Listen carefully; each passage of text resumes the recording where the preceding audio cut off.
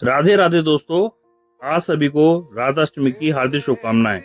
आज मैं आपको राधा रानी जी की एक छोटी सी कथा सुनाता हूँ। राधा जी की अटारी पे गए हैं कभी आप बरसाना?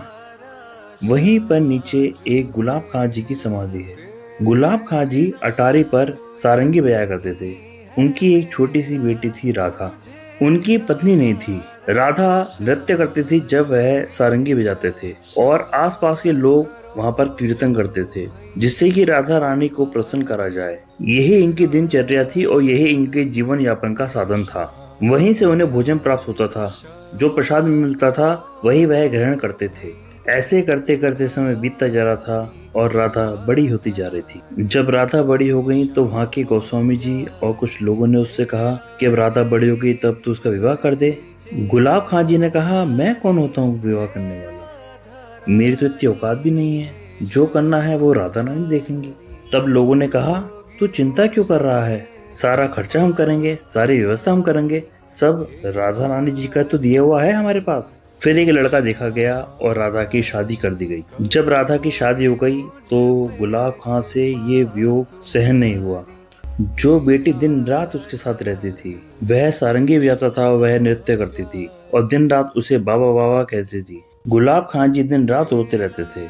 लोगों ने उसे खूब समझाया, बेटी पराया धन होती है। अब उसकी शादी हो गई, अब वह चली गई। गुलाब खां जी ने सारंगी बजाना छोड़ दिया और दिन रात रोते रहते थे। दिन रात राधा राधा कहते रहते थे। एक दिन क्या हुआ, सब लोगों ने गुलाब खां जी को ढूंढा, लेकिन गुलाब खां जी कहीं नहीं मिले। फिर लोगों को लगा कि बेटे के दुख में था, वियोग में था, क्या पता वैकुंठ धाम चला गया हो। उम्र भी हो गई थी उसकी। फिर लोगों ने गुलाब खां जी की याद में एक समाधि बना दी बरसाने में। एक दिन गोस्वामी जी राधा रानी जी के महल से नीचे की ओर आ रहे थे। उन्हें पीछे से एक आवाज आई, राधे राधे गोस्वामी जी।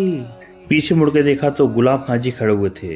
गोस्वामी जी उससे बोले, कहाँ थे तुम इतने दिन से? हमने तुम्हें अटारी पे देखा नहीं कई दिन से तुम्हें। गुलाब खां जी बोले, एक दिन रात में जब मैं रो रहा था, राधा चला था, जब सब लोग चले गए तब मेरे पास एक छोटी सी लड़की आई और मेरे पास आके बैठ गई और वो मुझसे बोली, बाबा आज सारंगी नहीं बजाओगे?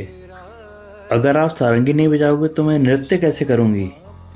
मैंने सारंगी बजाई, वो मुझे हाथ पकड़ के अंदर महल में ले गई और महल में वहाँ राधा रानी थी, ठाकुर जी थे और रात हो रहा था। अब मैं रोज सारंगी बजाता हूँ और राधा रानी और ठाकुर जी नृत्य करते हैं। अब मेरी राधा रानी हमेशा मेरे साथ रहती हैं। अगर आपको यह कथा अच्छी लगी हो तो चैनल को लाइक और सब्सक्राइब जरूर करें।